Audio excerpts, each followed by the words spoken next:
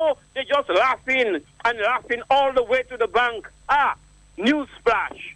Matt, the international community are like a hawk hovering over you criminals.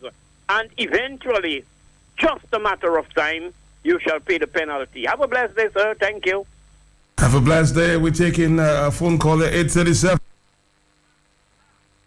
Matt, morning. Morning to you, sir. What? Even in a boiler room? What are they doing in the boiler room, Matt? I have no idea, my good friend. What are they, Matt, tell me what they're doing in the boiler room, or what are they transacting business in the boiler room? It's very funny. It's very funny, Matt, very funny. When is it going to end, Matt? I'm asking you. Can you tell me, Matt? Maybe you know better than I do. Excuse me? I say maybe you know better than I do. Who, me, Matt? I know absolutely nothing. I'm just a little peasant trying to make Dominica a better place for all of us to live happily. But scares him not to want that to happen. And he has to go. He must go. He will go. Have a nice day, Matt. Have a nice day. Have a nice day. Beat the heat. You want to feel cool all the time? Well, here's a deal of a lifetime. Own today a top quality air conditioned unit from Tong Refrigeration. It's as easy as $186 monthly. Anybody can have it. Just ask for the Cool and Easy payment plan. Cool and Easy at Tong Refrigeration at Fokule. Terms and conditions apply. During the Soviet dictatorship of Joseph Stalin, he was a brutal dictator with a mind of his own. On one fateful day, Stalin came to a Politburo meeting with a live chicken. Standing in front of an audience, he started to pluck the feathers of the live chicken off one by one. The chicken trembled in pain, blood trickling out of its pores. It gave out grievous cries, but Stalin, being a cruel dictator, continued without remorse, plucking the feathers out until the chicken was completely naked, after which he threw the chicken on the ground. The naked chicken was staggering in pain. Stalin goes into his pocket, and from his pockets, he took out some chicken food and started to throw it at the poor and hapless creature. The poor chicken, in pain, started eating, and Stalin started walking towards his seat. As he walked away, he kept dropping some feeds on the floor, and the chicken followed him and sat feeding from his feet. Joseph Stalin then turned to members of his political party leadership. He said, "This chicken represents the people. You must disempower them, brutalize them, beat them up, starve them, and then leave them. If you do this, go into your pockets and give them peanuts when they are in that helpless and desperate situation, they will blindly follow you for the rest of their life, worshiping you. They will think you are a hero forever. They will forget that you're responsible for their sorrowful situation in the first place." Breathtaking, isn't it? Now take a look at all the people some Nigerians are busy defending on social media. Take a look at those they call their heroes. They are the same people who plunged Nigeria into the situation she is. They are the same people who are responsible for their predicaments. Did you see the number of people that thronged to Saraki's house last Christmas to go collect peanuts? Your guess is as good as mine. Nigerians kill those they should defend and defend those they should kill. I'll take a small. Double XL, that's the size for me. Flow's new prepaid combo plans have the most choice and value for everyone. Save up to 90% by combining your talk, text, and data into one simple plan. And with options starting at just $15.99, it's easy to say it, type it, or share it. A whole lot more for a whole lot less. Dial *129# now to activate. The bigger you go, the bigger you save with Flow's new prepaid combo plans. This is how we flow. All right, let's take a phone call there this morning, 8:40. Hello, talk to me. Good morning, Matt. Morning to you, sir. Yes. You know, Matt, I have to commend you for the work that you do. I heard Alex say the work that you do, no one does it like you, and that is very true. Matt, thank God for Q95. Mr. Sheridan Greg, well, long live to you and your family. But, Matt, the question I would like to ask this morning, are we citizens above the law? Right, we are not. I suppose no, because I'm not above the law. Matt, this government has continued to do things contrary to the law. And from the time that I heard or the news broke that the Prime Minister and his lawyer, made a mistake on land transfers. And then wake up clandestinely and go and put the money back in the treasury. Man, that alone turns me off. You cannot be a Prime Minister of a country. Your lawyer said he made 2 mistakes on your behalf. And you are not firing that lawyer. You are not firing, not 1, 2 mistakes. To play a good name as a Prime Minister, the leader of the country. You have done nothing. Instead, you continue to be embroiled in so many activities, questionable activities. And today we see our country, and because people get a little duty free, they send your child to study. People, is the state, it's because of the state relation with other countries that these scholarships are available. And they're available to everybody. The duty free you get, okay, you get it, maybe not under, a good reason, but you got it. It's yours. What are you trying to do? You're destroying your country? These guys are not above the law. One day they must go and you will be there. Your children have to continue under the same laws. Save your country. What are you doing? And Matt, this guy can swing high. He can swing low. He can jump and whine in band. If he doesn't want to go in Fanta Pan, he can join CK. Matt, he must go. His time must come. And we are fed up with that. You see that showmanship, that end now. That kind of thing coming and smile for people and giving us speech as if you are innocent. It is glaring now. You cannot make a mistake with 5 plus 6, 7, 8, 9, 10 people having your diplomatic passport with questionable character. The same thing goes when the mistake was made in the land. Not 1 bad deal, 2 bad deals your lawyer made. Today come and tell me it's a mistake and you might be sorry that the crooks and criminals have our passport. It cannot be a mistake. That is a trend. And that is the trend. And if we do not stop it, it will multiply. And it's time that we wake up, man. Every day you wake up, he's breaking a story with Dominica. And if Dominicans do not want to change, the international world will change us. What are we waiting when visa restrictions are imposed on us? What are we waiting for? Matt, these guys have to go. One way or the other, they have to go. Thanks for the opportunity, Matt. Have a very good night. Good day. Have a unite them already, my brother. 8:44. We coming back after this. Before Labor Fall, a step-by-step insight into the untold story of the dramatic fall of the government of Dominica's first Prime Minister, Patrick Roland John. Before Labor Fall unearths the never-before-heard tales of the events which led to the abrupt demise of the Patrick Roland John Labor Party administration. Before Labor Fall, coming soon to Q95, the big station.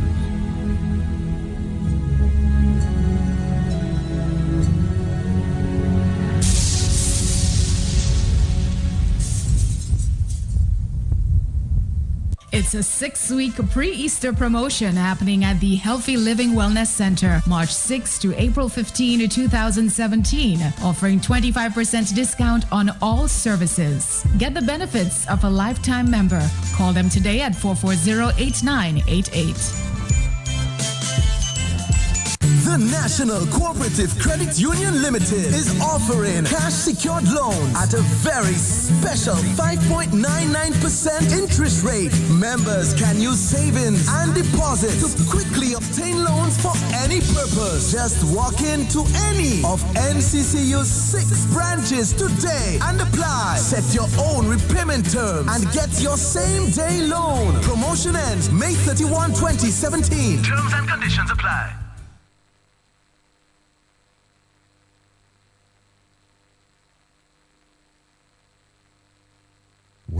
Public and non-public officers, this is a call to join the DPSU at the Solidarity Rally on March 16. National issues of the day: agriculture, fisheries, unemployment, salary increase proposals. This is the call. Workers arise, defend your rights. Now is the time. Rally with the Dominica Public Service Union. We shall overcome. Are you prepared to accept government's offer for the next 3 years, 2015 to 2018? They're offering 000.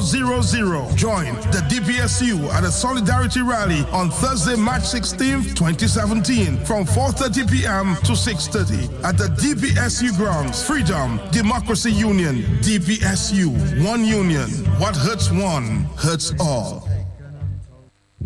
Public and non-public officers, this is the call to join the DPSU at the Solidarity Rally on March 16. National issues of the day: agriculture, fisheries, unemployment, salary increase proposals. This is the call. Workers arise, defend your rights. Now is the time. Rally with the Dominica Public Service Union. We shall overcome. Are you prepared to accept government's offer for the next 3 years, 2015 to 2018? They're offering 000.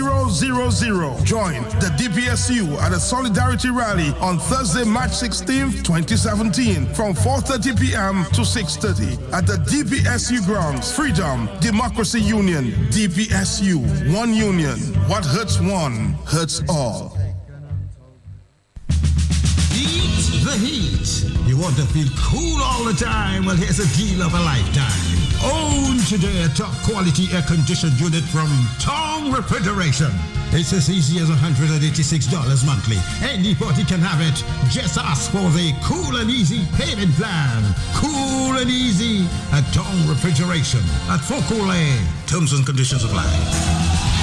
Madame a report is actually going to make sense to the Pizza Pharmacy where Harry did with Sinclair, if you support and learning. It is how cafe Episa and not well my last 2 weeks. Episa. Harry upon yes is true. Pizza money on Tipotla. Doctor him up to make a urine and see more 3 times a day. Madame Lily do urine Harry, mew no medicine boost yep are you. And where's the prescription? It is me a posh mommy. What's the sense of buying that? Lemoka PC tout temps. No, you see the importance of going to your pharmacist, listening to your pharmacist, and having confidence in your pharmacist.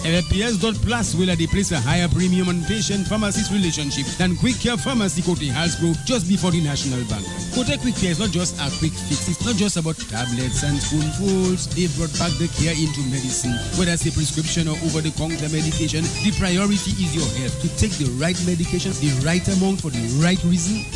Madam Harry, I see right in your medical book, next of kin, Henrietta Harry, movie farmer. By the way, is next of kin, her king, the Harry Ukakemo movie. All I want for you is good care. That is why I always recommend Quick Care Pharmacy because they have All right, it's 8:48 in the morning. There's some activity taking place in the Wharton River area there. Ronald Charles, yes, the same Ronald Charles is on the line with me at this point. Ronald, good morning.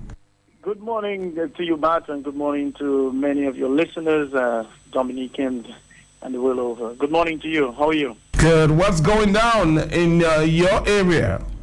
Well, Matt, you would know that the United Workers' Party Team Dominica will be having a meeting in the Trafalgar Community Center this evening from 7 p.m. in the night. That meeting, basically, we're going to look at jobs, youth, sports, the CBI program, and more importantly, community participation. Because in the Roseau Valley, one would realize there has been a serious decline in involvement and participation as it relates to sports, as it relates to culture, as it relates to community activities. And there's been a serious division going on in the communities. And the main aim of this meeting is to educate, yes, and to bring knowledge to the people as it relates to all the various issues that Dominica has been confronted with, but more so to bring resolution and solutions, because it's all well and good to have the issues and to deal with them, but it's also very important to bring resolution and solution. And that is what we'll be doing. We'll have the meeting. The meeting starts at 7 p.m. So all the persons from the Roseau Valley, to include Loda, Wharton, Waven, Mount Prospect, Cochrane, Trafalgar, Lily Valley, Copthall, we're inviting you to come to listen. Now, especially we really want everybody to turn up to listen, because there seems to be information going around, and it seems to be painting the United Workers' Party, or painting opposite views, I call it. And it is important that even if you support a particular party, even if you support a particular principle, but it is very important that you attend the meeting so that you can get some knowledge, and then you can weigh it, and then you can balance things so that the community benefit out of these meetings. And that is why we will be continuing other meetings like that. But tonight it is 7 p.m. at the Trafalgar Community Center. We're asking everybody to turn up to listen to representatives from the United Workers' Party and persons from the community too. That would be, the communities of Trafalgar, Cochrane, Wharton, Waven, Mount Prospect, and so on, what we have to say and what we have to discuss as a people. Thank you for the opportunity, man. All right, take care. The same Ronald Giles.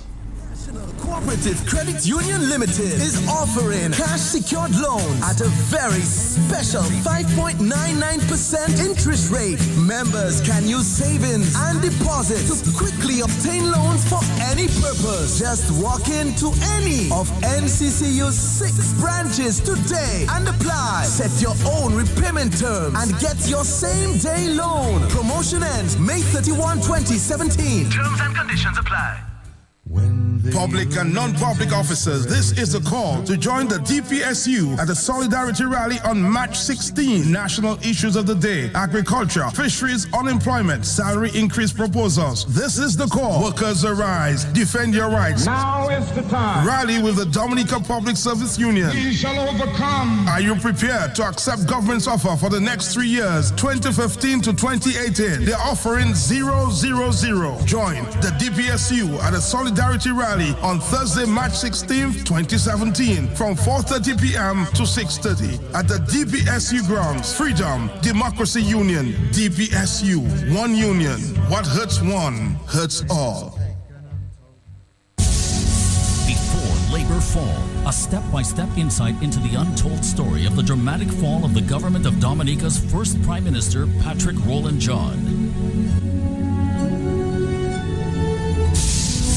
Before Labor Fall unearths the never-before-heard tales of the events which led to the abrupt demise of the Patrick Roland John Labour Party administration. Before Labor Fall, coming soon to Q95, the big station.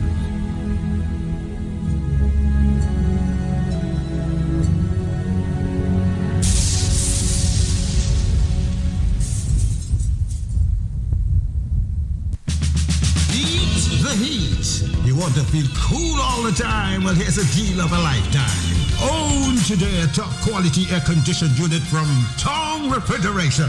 It's as easy as $186 monthly. Anybody can have it. Just ask for the Cool and Easy payment plan. Cool and Easy at Tong Refrigeration at Fokole. Terms and conditions apply. Madame a report is actually going to make sense to the Quick Care Pharmacy where Harry did with Sinclair, if you support and learning. It is how cafe Episa and not well my last 2 weeks. Episa. Harry upon yes is true. Pisa money on Tipotla. Dr. Dimo who made a urine and Zemo 3 times a day. Madame Lee do urine Harry, mew no medicine to save are you. And where's the prescription? It is me a posh mommy. What is the sense of buying that? Lemoka PC tout temps. No, you see the importance of going to your pharmacist, listening to your pharmacist, and having confidence in your pharmacist. PS.plus will they place a higher premium on patient-pharmacist relationship than Quick Care Pharmacy Kote Halsbro just before the National Bank. Kote Quick Care is not just a quick fix. It's not just about tablets and spoonfuls. They brought back the care into medicine. Whether it's a prescription or over-the-counter medication, the priority is your health. To take the right medication, the right amount for the right reason. Madam Harry, I see right in your medical book, next of kin, Henrietta Harry, movie farmer. By the way, it's next of kin, King, the Harry Ukakemo movie. All I want for you is good care. That is why I always recommend Quick Care Pharmacy because they have Before Labor Fall, a step-by-step insight into the untold story of the dramatic fall of the government of Dominica's first Prime Minister, Patrick Roland John.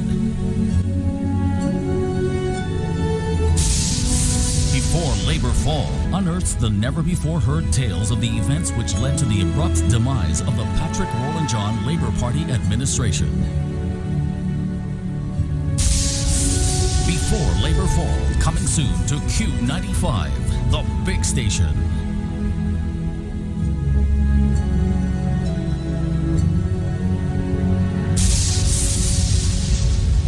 I'll take a small. XXL. That's the size for me. Flow's new prepaid combo plans have the most choice and value for everyone. Save up to 90% by combining your talk, text, and data into one simple plan. And with options starting at just $15.99, it's easy to say it, type it, or share it. A whole lot more for a whole lot less. Dial *129# now to activate. The bigger you go, the bigger you save with Flow's new prepaid combo plans. This is how we flow. The thought of an Iranian fugitive from justice moving seamlessly almost anywhere in the world on a Barbadian passport which he bought for tens of thousands of dollars would likely send shivers through the spines of virtually every Barbadian, or that of a former Nigerian minister who had been indicted by her own House of Representatives for siphoning tens of billions of dollars in fuel subsidies from the state and under investigation by British police on bribery and money laundering charges, carrying a Barbados diplomatic passport, having been secretly appointed by an ambassador.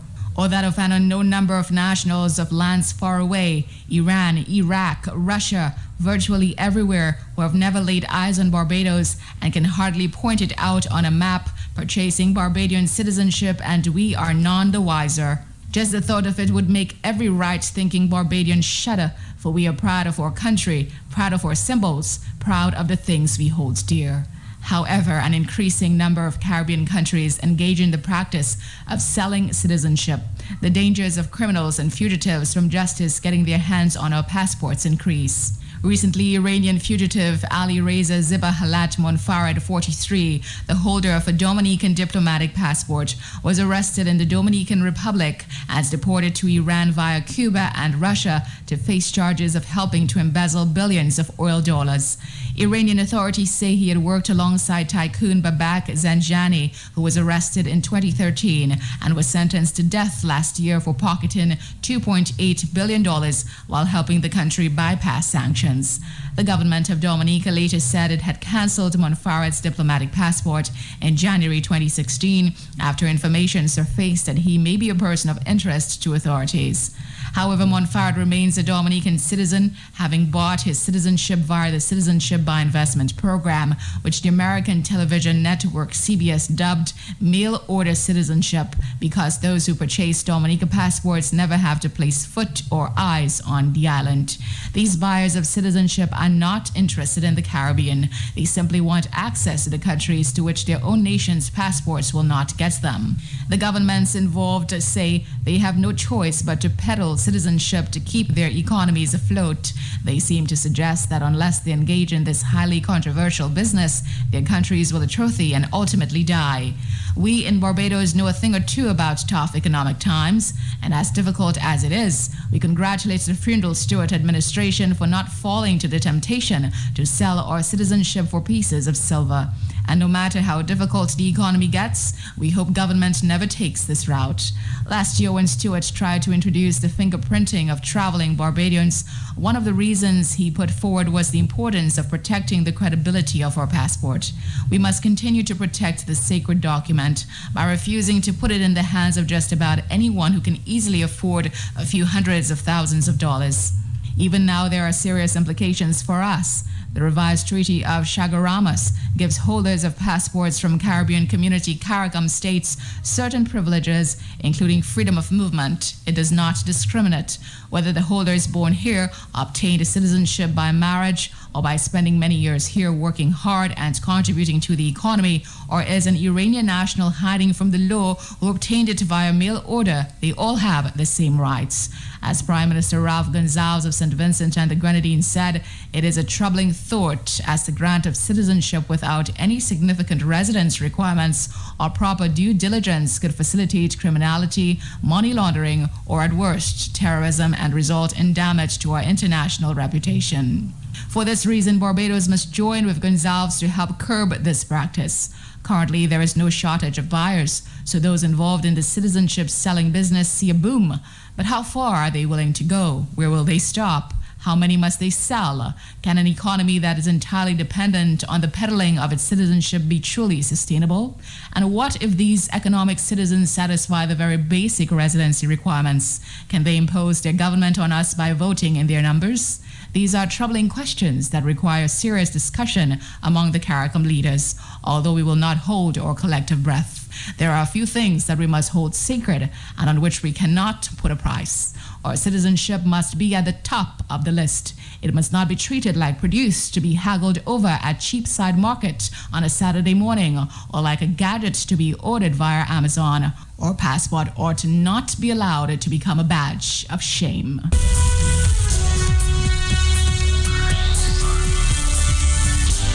Just a constant reminder that our passport should not become a badge of shame.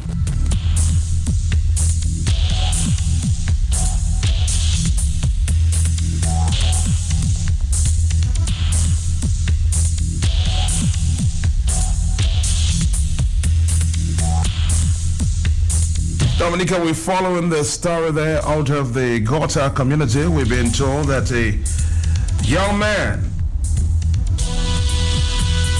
was picked up this morning by the police. Reports indicate that 2 vans of police descended on the community of Gota village and picked up a man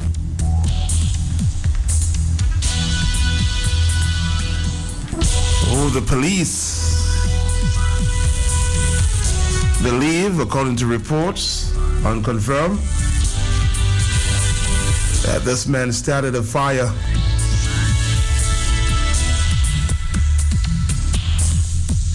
on February 7th. They're going back almost 1 month, huh? We're following that story.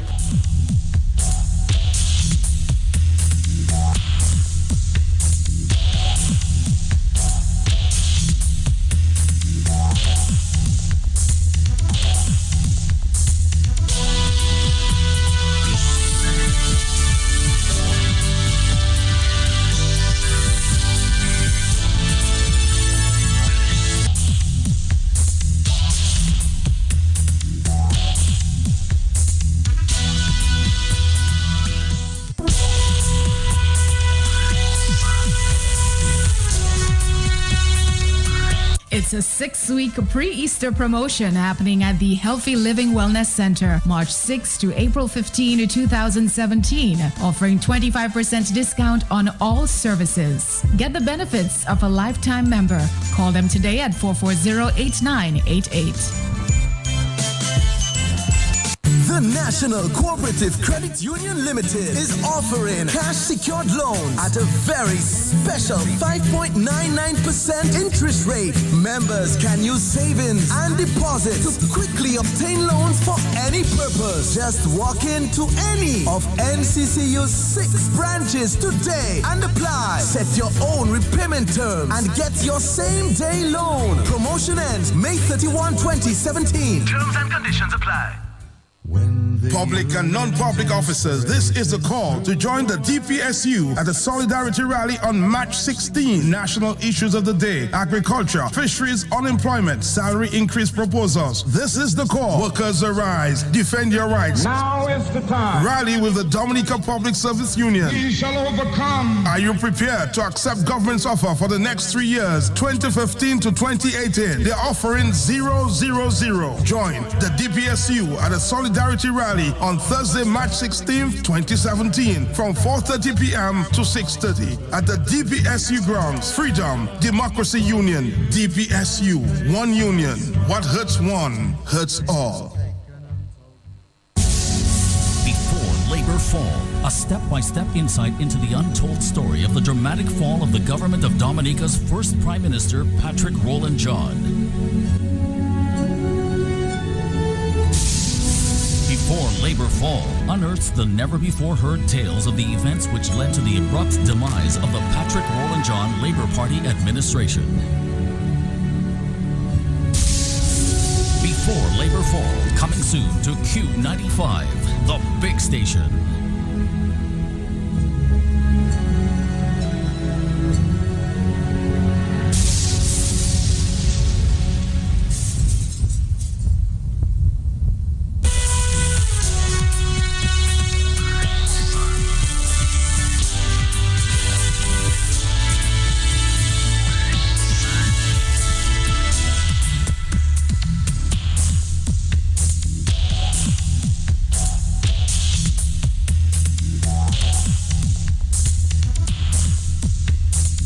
As I said to you a few minutes ago, we're monitoring a story where we've been told that police may have picked up a man in the Gota community this morning. Thompson Fountain is here with me for another matter, another issues in terms of farming.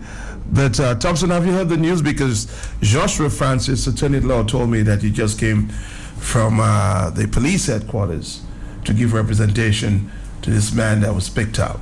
Have you heard? Yes, Matt, I heard the news earlier this morning that this gentleman was picked up. We are still trying to determine exactly what he was picked up for.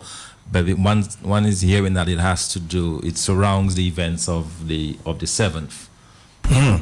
Wow. Do you have any idea what his name may be at this time? Yes, man. I'm told that his name is Carlton Augustus, better known as Zed. Okay. From the Cotter Village. All right. So we'll have to monitor that one. I was really trying to get in touch with the attorney there, but I suspect he is going up to the courts this morning to represent some of his clients. So we'll get a little more information when more information becomes available. Very, very interesting. Almost 1 month after. Yes, indeed, it is. It's March 7th? Yeah, exactly, man. Well, yeah. I think it's Carnival that put a stop to it, you know. It would have continued. It would have continued. But for Carnival. All right. Well, we'll have to continue to monitor that one. We're going to come back, Dominica, right after. Is somebody on the telephone? Hello? Yes, somebody's on the telephone. Yes. Yes, Matt. Good morning. Good. Look, all of a sudden, a number of persons are coming forward. Thompson is there. A number of persons are coming forward trying to put up a defense on this passport, especially diplomatic passport selling business. There's Petrolina Savrin. I'll mention their names. Of course, Tony Astafan has always said that these are lies. Then you have as well Herbert Volney coming forward, and then Marvlin Birmingham. They are on the internet practically every day saying that all of these stories are false, that people are lying, and so on. I have no idea what is going on. And somewhere along the line, we have to be able to demonstrate clearly to the Dominican public that, in fact, these diplomatic passports, there was an exchange of money, because this is what they are denying. Then you have Louis Robinson coming on now and is trying to put some kind of an explanation for the Patrick John events. Patrick John was innocent. He was framed, and the main framer was Eugenia Charles and the Dominica Freedom Party. We have a lot of these strange stories all over the place, and we have to be able to persuade the Dominican public of the essential facts regarding these matters that have gone on in our nation, so that when and if we get into any kind of elective process and people go to the polls, they cannot then turn around and say they were not informed. Thank you, gentlemen. As we said, tomorrow, maybe for the first time in your adult years, you will hear the story of Mr. Patrick John. So let's listen tomorrow night, right here, 6 o'clock. Let's hear what Mr. Patrick John has to say. We're going to come back, Dominica, to talk farming right after this. Before Labor Fall, a step-by-step insight into the untold story of the dramatic fall of the government of Dominica's first Prime Minister, Patrick Roland John. Before Labor Fall unearths the never-before-heard tales of the events which led to the abrupt demise of the Patrick Roland John Labor Party administration. Before Labor Fall, coming soon to Q95, the big station.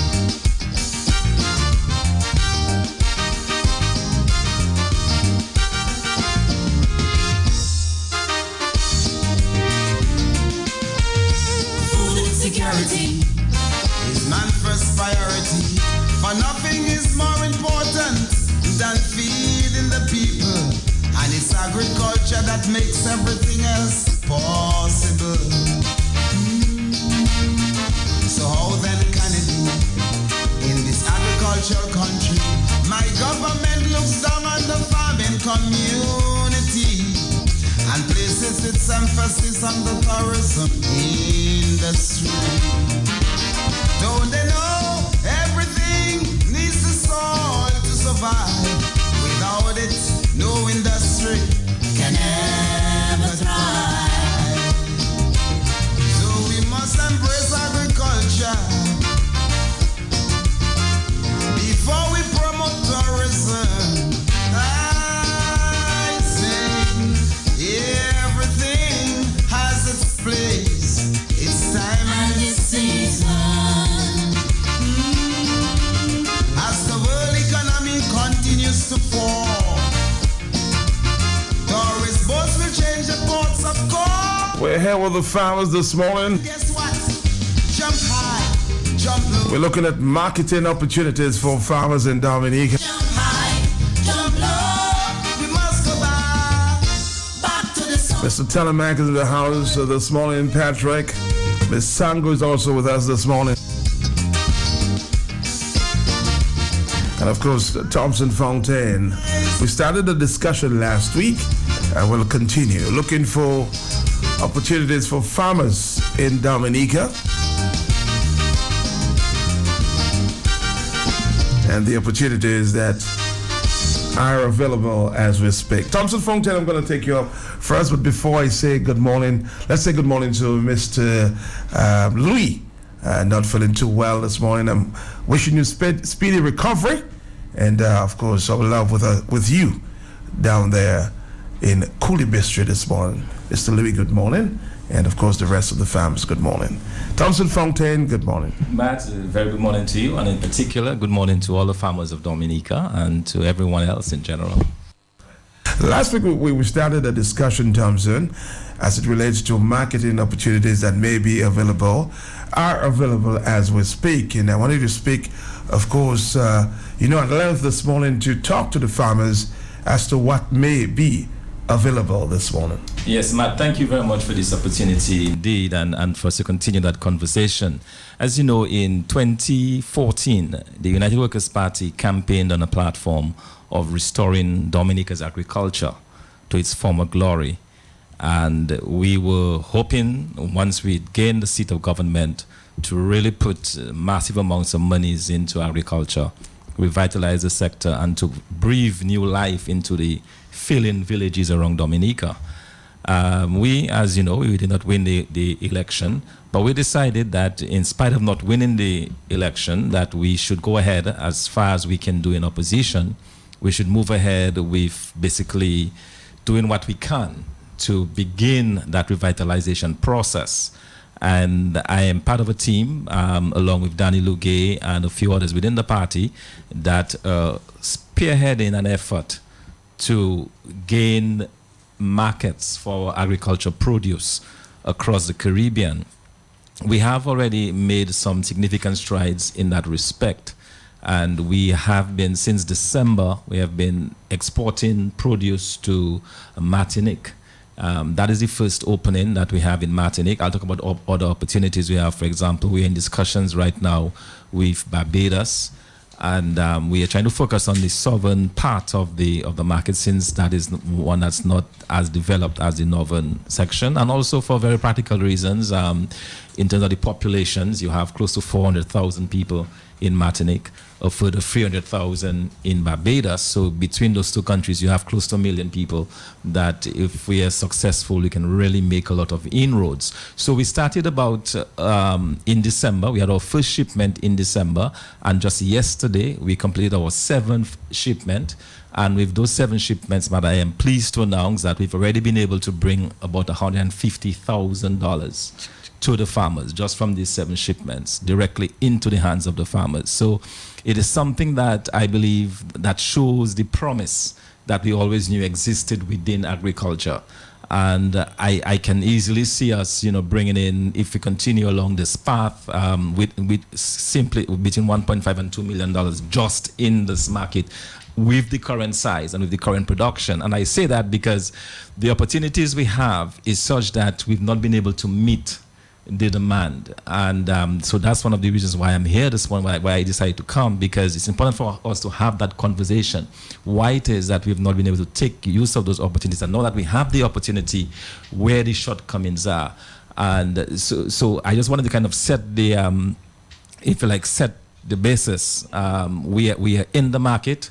We are shipping actively every other week is what we are shipping. We are asking farmers to sign on, and we have a list of at least 21 different items that we are looking for. So it's not just a question of one crop. I believe given the scale and the size of agriculture in Dominica, we have to look into diversifying, looking at high value crops. And I'll give you some of the crops that we've been exporting to date and the prices that we are paying for it. So for example, we've been selling spice, spice at $10 a pound, nutmeg at $10 a pound, toloma paying $11 a pound for toloma, furin paying $6-7 a pound for the furin. In addition to that, all of the root crops, yams, tanias, dashin, couscous, then you have ginger, turmeric, pumpkin, Christophine, pawpaw. Just a whole range of items that we are looking at that the market is really hungry for and really wants at this time. We've been having some serious issues in terms of not being able to meet the demand. And part of it is we've tried our best to sensitize the public to let them know what we are doing, but sometimes the news do not get through. So for example, when was it? Today is Monday. On Saturday, we were trying to get some produce, some couscous and some tanias. So I went to Marigot. I spoke to a farmer who had heard me on the radio, had heard us on the radio. He had tanias. In the end, I got about 400 pounds of tanias from him. He had tanias, but he'd never really, kind of put the two together, that kind of thing. So I'm hoping that, with that program this morning, that will let the farmers know that there is hope, that there are opportunities. For now, we have put the Barbados part on hold because we have not been able to fulfill the market. We don't want to stretch our resources too thin yet. But I can tell you, if we're able to ramp up production over a series of months and so what is it that you need almost immediately from the farmers, Thompson? But anybody that have in the possession right now that have, for example, seasoning pepper, we are paying $4 a pound for seasoning pepper. Hot pepper, if you have that in your possession. Pumpkins, we're looking for pumpkins.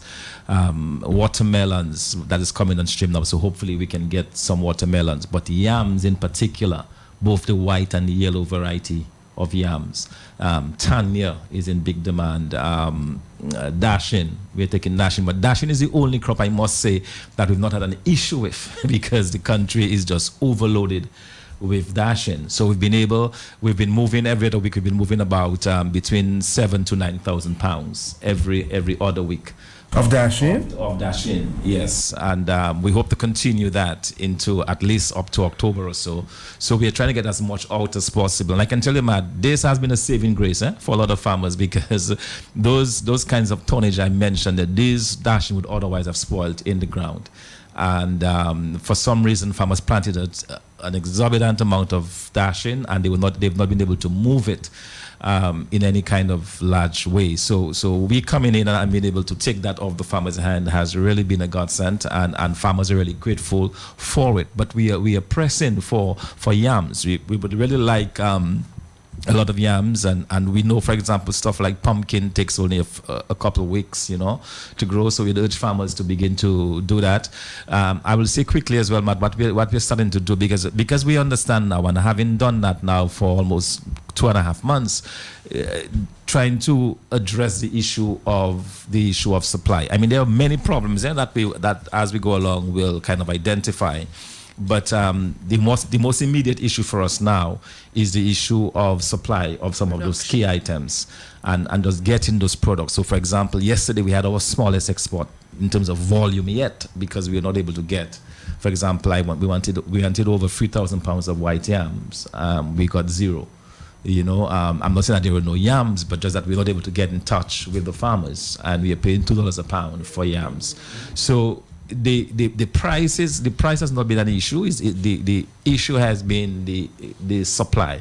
And on the price, I just want to add very quickly that the food from Dominica is a lot more expensive than what is coming from St. Vincent, our main competitor, and now the Dominican Republic and Costa Rica. So I visited, because one of the things that we decided to do is, once you're going to get into this market, is to understand all of the aspects of the market, to understand the pricing structure, understand who our competitors are, understand what we're up against. So I have been to Martinique as a result of that to meet with some of the buyers. And what we understand is that a lot of the produce from St. Vincent, Costa Rica, and so on, they're a lot cheaper to enter the Martinique market. So, for example, a pound of dashing from St. Vincent is 50 cents. From Dominica, we are paying 70 cents right now. But the fact of the matter is that there is a great demand for the Dominica produce, and they are prepared to pay a premium. They are prepared to pay by premium, I mean they are prepared to pay a higher price for the goods coming from Dominica because they value it greatly. One of the things we have going for us, one of the things that I found from the buyers, is that what they're saying is that the Dominica produce seem not to have the same quantities of chemicals and so on that they have grown accustomed to, say, even in the farming that is done in Martinique and Guadeloupe. They tend to think that our products are a lot organic. So, for example, our grapefruits, I mean, when we sell the grapefruits, I mean, these things are so sweet. They really value the product, and they're prepared to pay a premium price for it. So that is something that we have going for us, and that is something I believe we need to push. But as I said, immediately, we need the farmers to know that this opportunity is there. And one of the things that I have found, Martin, one of the reasons why farmers are saying that they've kind of stopped planting and so on is because the markets were not there. And what we have tried to do, and you know, the hucksters of Dominica have been doing a great job over the years. But the huckster market is one where the quantities have been small, in the sense that most of the hucksters sell directly to the local market. So they purchase the goods here in Dominica, they go across the Guadeloupe and they sell to the market. What we're attempting to do is to sell to the middle people, the supermarkets and what they call the cooperatives in Martinique. And these cooperatives, they buy volumes and they then resell either to supermarket, they will sell to schools, they will sell to farmers, they will sell to the market, and so on. So these cooperatives and supermarkets, they absorb much larger volumes. So when you know, our typical order, for example, will be, for, as I said, for about 8,000 pounds of dasheen, 3,000 pounds of yam, 2,000 pounds of plantain, you know, that kind of thing. So the quantities are large on a bi-weekly basis, and we've been having some serious issues filling those issues. How do you ship? Because shipping, transporting is always a critical factor. Yes, Matt, this has been a critical issue, but thankfully for us right now, we have a savior in a boat called the Henley. So the Henley makes this bi-weekly voyage to Martinique. The only shortcoming of the Henley is that it is not refrigerated.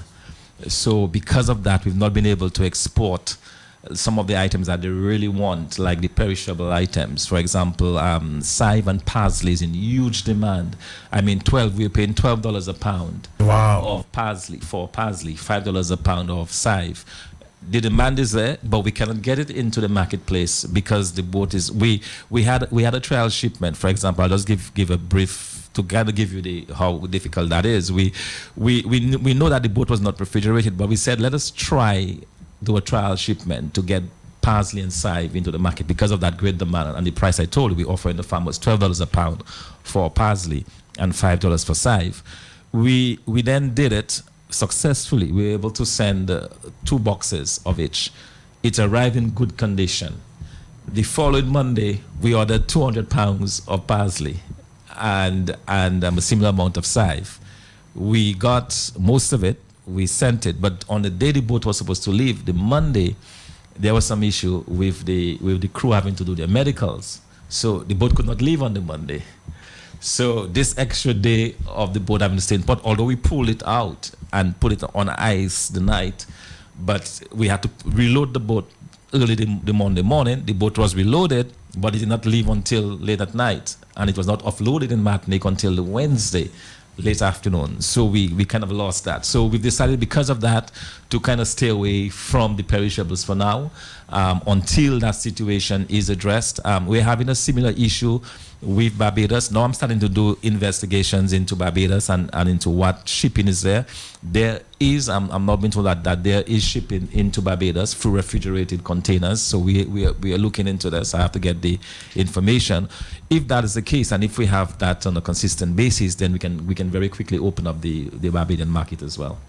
Very, very, very interesting. Patrick, of course, the farmers here, Mr. Telemac. Any questions for Thompson at this time as it relates to the produce, if you will, or marketing of our products, Patrick? No questions? No, Mark, I see that as a revitalization of our shipping of agricultural produce industry. And recently I asked Lionel Pinard, who used to be one of our chief shipment agents to Martinique, and he says he's ready to ship. Then we have a lot of Cuban boats that are refrigerated. In fact, a few months ago, they were here trying to sell us their boats, and we didn't have money to buy to pay for that or whatever, or we didn't have enough trade. So but they what have happened to the refrigerated boats? What happened to the boats that were promised, Patrick? The boats that were promised, we're not looking at these promises, Matt. These are bluffs. Coming from the Prime Minister, that's a bluff.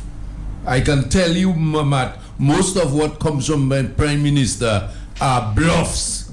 So you don't expect anything, right? I don't expect anything from that. That's a good mama guy, Matt. Let's see what Mr. Telemac. We have not seen him or heard from him in a while. Mr. Telemac? Yes. Good morning, Matt. Morning to you, sir. To the listening public and abroad. Matt, accepting there's market out there, all the time we knew that. But Matt, we know definitely our government were never interested, this present administration, to make agriculture anything in this country.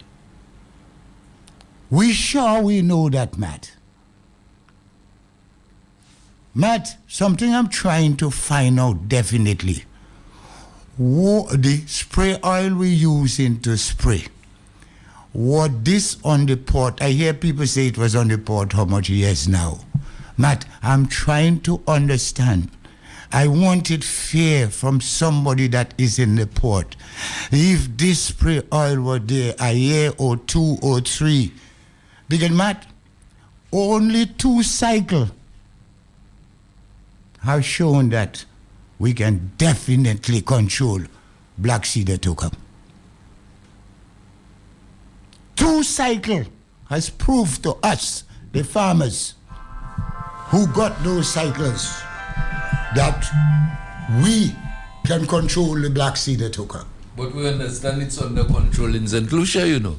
St. Lucia doesn't make Sigatoga a problem. Right. And we were alerted years before Sigatoga became a problem in Dominica. Okay. Matt, we can understand from standpoint that our agriculture did not fail because we, the farmers, were not interested, or were getting lazy, or set back, or to sell our inputs to anybody. We were cut down because we had to be made beggars to this administration. And if you're not a beggar to this administration, they'll spite you in every case. Everywhere you turn. Matt, the listening public, gentlemen, I want you all to pay. I visit at Melvin Hall between my property and the airport property and the property they acquire from me, and to see the danger that this present administration is setting for Fenton. My life, also my family, and those who buy land from me is in problem. And I humble to say today that when I go to bed in the night, once the rain tie on the cloud, I hardly can close my eyes. Though you'll say, he up on the hill, he's far from the river, but the land have cracked. Okay? About 200 feet thereabout from the river. Okay? And now, the government is now billing on the piece that they acquire from me, build the banks higher, that the water can flow to the area. So you're going to ask on the right. It's going to ask, the water going to ask on the right, because if you study water and land, and you'll find water always keep more to the right. It follow the right side. And my land is already cut already. I brought the engineer, public works engineer, how much? No. And he saw what? And they saw what is going on. And gentlemen, I myself cannot say to myself what these people really out for. But I sure, and I'll continue saying that we the farmers have proven that even the plantain that the black cedar took us pour had already eat up all the leaf, and the bunches were flying out from the time we start using the spray oil. Those said bunches that didn't fly out already and had no leaf, they still come and remain and can full up, that you can use them as food. I'm satisfied to say to the public that it take a government and it take men of good courage and good heart to bring back this country into agriculture. And gentlemen, such as you, Dr. Fountain, which I see is very interested in bringing agriculture back, that we, the farmers, can enjoy a good bread without Fenton go and take the $300 that offer, because that can sustain me. Yes, indeed. $300 can sustain Fenton. Indeed, and Mr. Fenton, it's important that you mention that about the $300, because what we see is that farmers, from 2 free bags of spice, farmers were drawing $1,500, so, you can either go for the $200 a month, right, or you can go to plantain stuff and sell it and make in a few $1,000s a month, and that right is where it is. And but let me ask you because somebody's saying, I'm surprised that farmers are having difficulty moving Dashin when Dexia has a program for Dashins to move Dashins for farmers. Is there a conflict there? Let me say something. Yes, quickly. It's high time that people understand that when a man work, he's supposed to earn, and he's not supposed to credit his labor. Okay? Because the person you employ to work for you today, when he's going home by afternoon, you have to stretch him his day pay. So they talking about Dexia, and Dexia buys Dashin, and what? Dexia don't buy Dashin. Dexia credit. And farmers are fed up with crediting their produce. So you don't get your money, what you saying? You don't get your money one time? Matt, when you sell, I sell with my left hand and I draw with my right. I don't sell with my left hand and keep my right hand behind my back. I come forward with my right hand and go to my pocket. So when we talk about buying, we must start talking about we buy and we pay. We buy from you at 6 minutes to 10, and we pay you by 10 to 10. We start talking business. And as I'm saying to you, Dr. Fountain, if this is not the business, it's still It's still not looking like we the farmers. Are you there, caller? Let me take a call. Are you there? Sorry, I kept you on the line there. Hello? Yeah, good morning, Matt. Good morning. Guessing your volume on your radio a little too high there. Can you just turn it down, please? Radio. Mr. Fenton's supposed to know me. I'm Ellsworth Privo. I'm one of the main exporter. I've been in that business for 40 years. Okay. And the market have been inconsistent since from 2002 because I cannot get enough supply every week. I used to ship 1,000 boxes of bananas to Antigua, 300 boxes to St. Kitts. I used to do a little business in Barbados, but because of the transportation, I had to leave out Barbados. And Barbados is a good market, but the transport is a problem. Remember when the government came into power, they say agriculture is a half-been industry. And they never interested in assisting the farmers or in increasing the production in farming. Because you might have one product which is there, and then the other products which suppose you have to have other products to complement your shipment. Because if you can't do that, the supermarkets will tell you, well, you can't supply me, so they'll go to something else and you're going to lose your market. There was 1 year when they had a hurricane, I had to go to St. Vincent to maintain my market. This thing is in Dominica right now. For instance, if this week I collect, for instance, I used to ship 140 boxes of plantain to St. Martin. I can only get 20 and 40 boxes, and that's because of the black Sikatoka. St.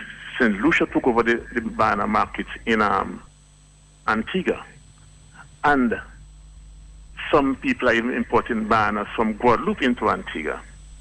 Right? I don't think I can even go. As Dominica, I want to maintain. I want to help my farmers here to continue the market. But if I take, let's say, 10,000 pounds of plantain this week, next week I cannot get 500 pounds. You know, so that is inconsistent we have in the market. The problem is we have serious problem. Production and transportation, and the quality of transportation is a serious problem. The other products I could ship a lot much as all 5 and those kind of things, but it's take too long to reach to St. Martin because you both have to stop in St. Kitts, St. Martin, and that just spoil it. There's a lot of problem in there. And another thing you're talking about, government public boats. That should be out of the question. The government and people running government institution and government business will not take the time and control the boat and control the cash, because another cash is public cash.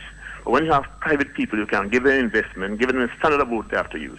Make sure they have the proper standard, buy the proper boat they have to use. Then that person will protect the investment, because it's a personal investment. They go and take their loan. Give them cheap money. They can buy a proper boat. People that are in the business already, they can get a proper boat so they can work with the exporters to ship. You're saying government should not get involved? No, government should not get involved. Caller, thank you very much. Let's deal with the issue of Dex here. What are the stories that you get in town, sir? Well, Matt, I know Dexter has been. I think it's a question of volumes as well. As I said, there is a tremendous amount of dashing because Dexter assisted several farmers with inputs and so on to plant dashing, and they planted. And I think that is a question where, as Mr. Fenton said, part of it is part of the farmers being fed up, but also just the sheer volume of dashing that's currently on the market. Let's take another phone call. Are you there, caller? Caller, are you there?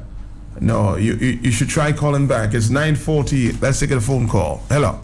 Yeah, good morning, Matt. Yes, sir. Good morning to the farmers and Dr. Thompson. Yeah. Dr. Thompson, I want to congratulate you all for doing what the government has fallen short of. I mean, you have shown that you can lead and you can create things, though your resources are limited, so hats off to you all. But not interestingly, the caller made a point about with respect to bananas being imported to the market into the Antiguan market.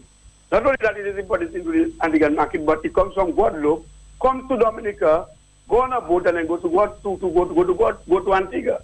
And that is very sad, because everywhere you have bananas being produced, right, and exported, you have these islands or these countries having black Sikatoka. And it's not to say you can eradicate black Sikatoka, but you can control it. And so it's very sad for us today that bananas have to be imported from Guadeloupe come to Dominica and then go into the Antigua market. That is very sad, and that's a sad day for Dominica because we have enough land there and we have enough, the mechanisms are in place, the expertise are here, and we're just not using it so that we can get the farmers back on their feet. And so it's very sad that today we have a depletion in banana production and plantains, and bananas have to come from Guadeloupe to Dominica and then into the Antigua market. It's very sad. And that shows you how inept this government is, and this government is not concerned about the well-being of the farmers. Thanks again for the opportunity. All right, somebody says, man, the government appointed Mr. Angus McIntyre to lead the revival of the banana and plantain industry. He must give the public an update of where we are with this program. Somebody just mentioned it. You want to say something? Yes, Matt. I was talking. It is clear to me that the assistance is not going to come from government to aid the farmers to help us meet that. And you heard the previous caller who talked about him being in the market since 2002 not having the supply. So the help is not going to come from government because they had ample time to do something and they did nothing about it. So we have, and given that we are now in that business and it's important to maintain and sustain this market, we have started looking at alternatives. And one of the alternatives that we are looking at is to reach out to some international agencies that can help us. So we are in the process of writing proposals that we can then present to funding agencies that can help us along the lines of poverty alleviation. So the idea is that you're going to present those projects as a means to help the villages get out of poverty. Because one of the things we've noticed throughout Dominica is an increasing level of poverty in the villages where agriculture was once king. So to revitalize those villages, we are going to be doing some proposals that can appeal to an agency to help with poverty alleviation by helping the farmers with inputs, by helping us structure the farmer groups. But would you be able to do that without the stamp, if you will, of yes, government? It can be done without government. I'm very familiar with these types of projects and proposals, and that's what we're working on. Thank you very much. Of course, so we have a young lady, Ms. Sango, who's always been interested in the marketing of farmers' produce. Where are you at this point, Ms. Sango? Have you been having any success? Well, Matt, let me first of all thank you for having me this morning. It's always a pleasure to be on Q95 with my farmers. I know they love me a lot, especially Mr. Louis. I cannot continue without wishing him a speedy recovery. You did that, but I have to do it again personally. So, Mr. Louis, I wish you a speedy recovery. In reference to the marketing of fresh produce, as you all know, my name is Calista Sango, and this is something that I've been interested in. I did agriculture at college, and I realized that our farmers have a problem when it comes to disposing of their or selling their produce. So I started a business venture, Agrivertise, quite a while now. I must say I experienced some challenges along the way, and as a result of those challenges, I was able to put together a book that I wrote. It's titled Don't Go Into Agribusiness Without Reading This. So this is actually what I'm working on right now. I'm actually just editing it right now so that I can have some copies available to our farmers on the local market. I basically touched on a very important issue here in terms of consistency of production, because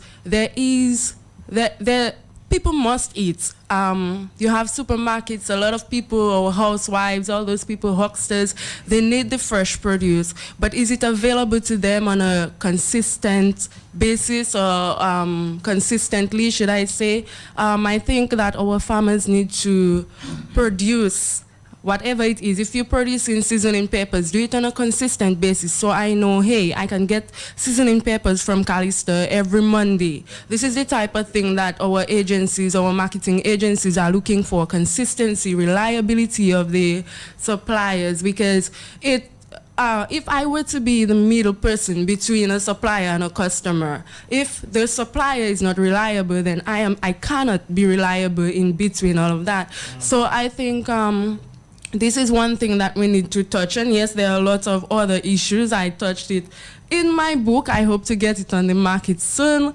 And look out for it. It's titled Don't Go Into Agribusiness Without Reading This. Mr. Louis, of course, I might feature Mr. Louis' face on the cover of that book.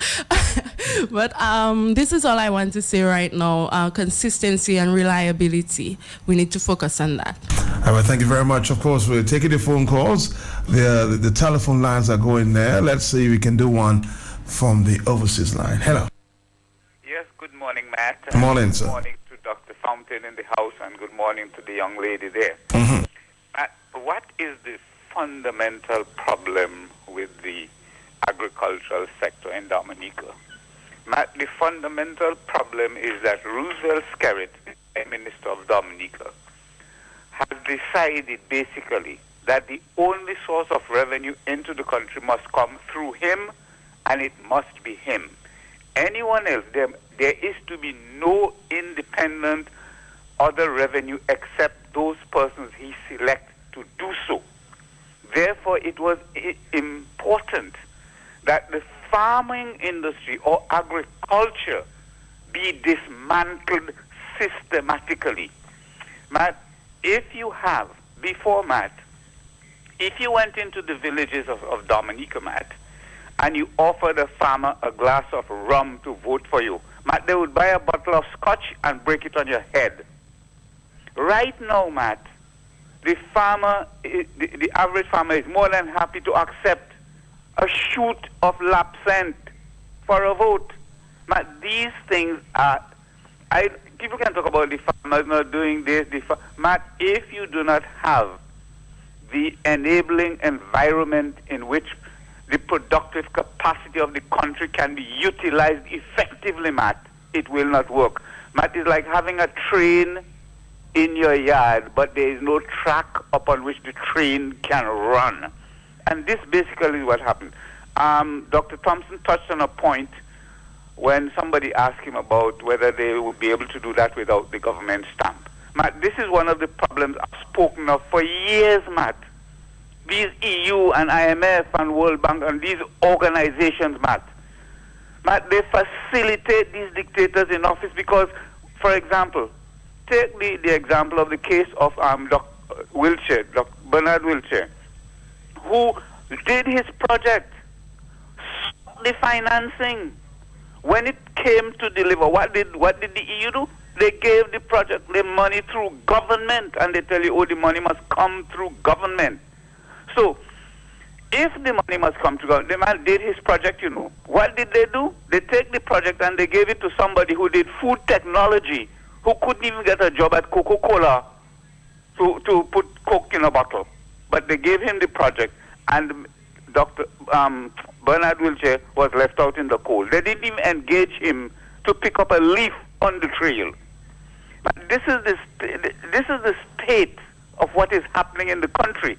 And I think we need to review how we're going to do it. I have no idea, but we need to review the functions and the operations of these so-called international organizations that tell you about poverty alleviation. If you are telling me you have a project, it must come to government. Government must this, government must that. Yet you're telling NGOs that they must take upon themselves to do certain things. So what certain things? Like the other day I mentioned, agriculture, for it to function effectively, put on a good footing, you need at least $300 million to do so. You have DEPEX. Why can't DEPEX be given that money so it can do the matter? No, the government gets fertilizer and government ministers must distribute it. They have BAM money. The government selects party hacks to give the money. Some of them never plant a civetry in their life, you know. But this is the condition of the country. All right, caller, let's move on to another phone call there. It's 9:50, and we have a few more minutes. Hello. Yeah, Matt, blessings to you, sir. Uh-huh. Doc, the lady, and everybody else. And Mr. Louis, speedy recovery. Blessings to you, sir, and your family. Matt, I want to totally agree with Mr. Robinson. I'm in the international community. In the manner they do the thing, it is questionable. That's why I'm saying, all of a sudden these guys say they're Davids and they want to destroy Goliath. But in the manner in which they're going is so wrong because they themselves are oppressive to their own people, who they're stating to their people how these people are oppressive. But when these people take money and give to them, how it can be misappropriated or misused, and the same thing Mr. Robinson said about the fertilizer and everything else. Matt, it is sad, and even when you talk about the train in your yard and there is no track for it to run, we sit down in Dominica, putting blows on farmers. Matt, I listen to them all the time. Oh, government give them this, and they sell the fertilizer. They feel it haven't got market. Look it up a market for dashing. Ask them the price of the dashing. Why the farmers are not enticed or impressed to go and plant dashing like crazy? What are the conditions? What about the consistency? What about the punctuality? What is the losses of the farmers? And many, many other factors into the equation of the whole operation. And they're not taking that into consideration more than diverting the attention of the people to the ineptness or the inefficiencies or inadequacies of the farmers, not of them.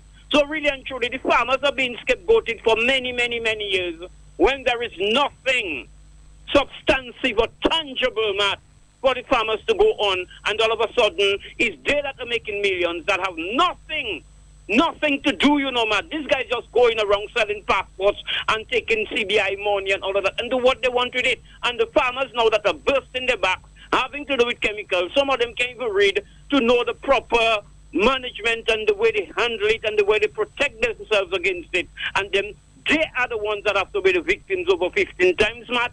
Have a blessed day. Take care. Have a blessed day. We're going to come back and then we'll wind up with the farmers. A lot of phone calls coming in this morning here. Very interesting program. Somebody says, Matt, I listened. Let me see if we can get it. Yes, yes, it is. But I see they're so impressed with Fontaine. I sit with tears in my eyes, so impressed with their efforts and the clear way he explains himself. He needs to go on DBS and mapping with this program. Thompson, good luck with that. We're going to take a break. We come back. Public and non-public officers, this is a call to join the DPSU at the Solidarity Rally on March 16. National issues of the day: agriculture, fisheries, unemployment, salary increase proposals. This is the call. Workers arise. Defend your rights. Now is the time. Rally with the Dominica Public Service Union. We shall overcome. Are you prepared to accept government's offer for the next 3 years, 2015 to 2018? They're offering 000. Join the DPSU at a Solidarity Rally on Thursday, March 16th, 2017 from 4:30 p.m. to 6:30 at the DPSU grounds. Freedom, Democracy Union, DPSU, one union. What hurts one, hurts all.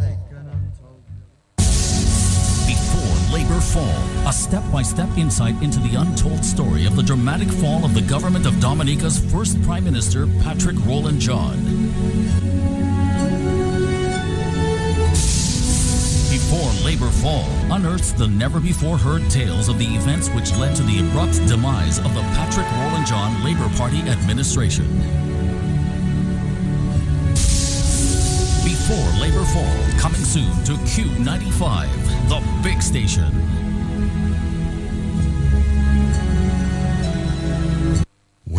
Public and non-public officers, this is a call to join the DPSU at the Solidarity Rally on March 16. National issues of the day: agriculture, fisheries, unemployment, salary increase proposals. This is the call. Workers arise. Defend your rights. Now is the time. Rally with the Dominica Public Service Union. We shall overcome. Are you prepared to accept government's offer for the next 3 years, 2015 to 2018? They're offering 000. Join the DPSU at a Solidarity Rally on Thursday, March 16th, 2017 from 4:30 p.m. to 6:30 at the DPSU grounds. Freedom, Democracy Union, DPSU, one union.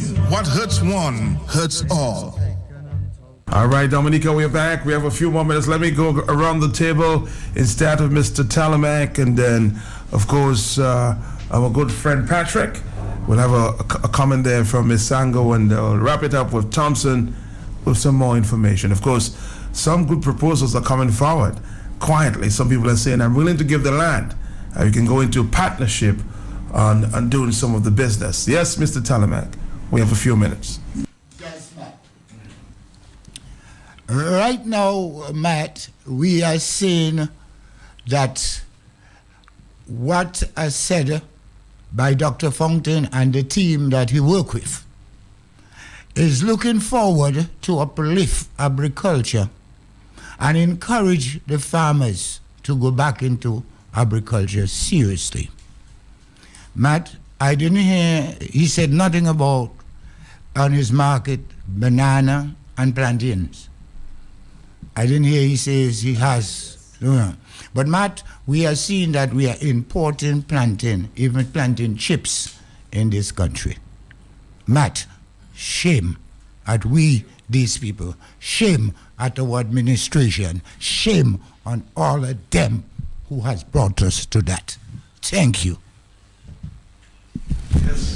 Yes, I'm pleased to see that we're back with an essential thing in agriculture. We must have markets and we must do trade if agriculture is supposed to move to any level.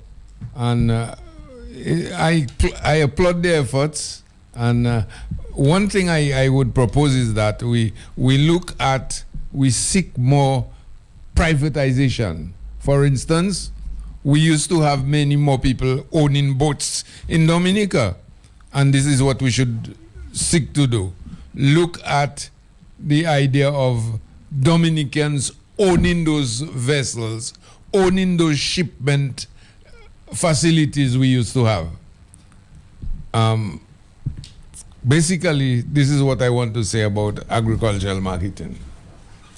Well, Matt, I just want to emphasize, if I should say, on what Mr. Telly McNally said earlier in reference to we importing plantain chips, because I saw it on the market. I would not mention the name of that particular plantain chips, but it became very popular. So I said, let me go and give it a taste. I bought one for, I think, $2 and some change.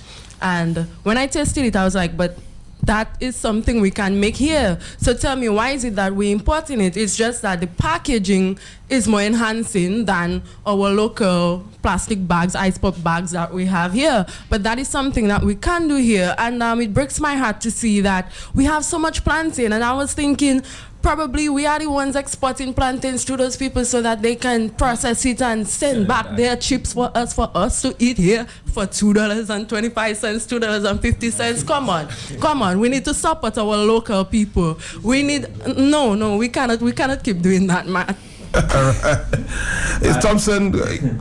You see, and another thing, Matt, is not simple, and it's a very good example about the plantain chips, but what we're involved in, Matt, is going to be a long and difficult process. How do we address the issue of production?